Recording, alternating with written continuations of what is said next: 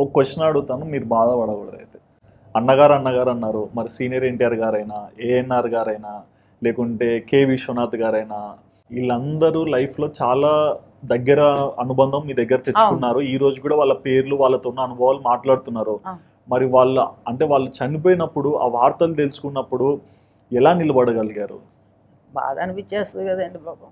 నాకు అసలు మా అన్నగారు పోవటం ఒక వారం రోజులు మత్తి లేకుండా ఉన్నాను. వారం రోజులు తీసుకోలేకపోయారు?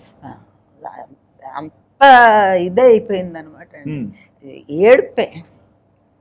ఆయన టీవీలో చూస్తానే ఏడుపు అనమాట నాకు. మా అమ్మగారు ఉన్నారు అప్పటికి.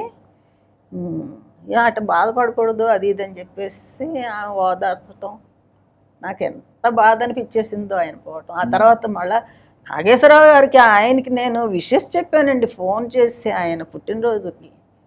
చెప్పిన కొద్ది రోజులకి ఆయన ఇట్లా పోయారని అసలు మత్తి ఉన్న ఆణిముత్యాలన్నీ వెళ్ళిపోతుంటే అసలు ఎలాగా అనిపించింది అనమాట నాకు.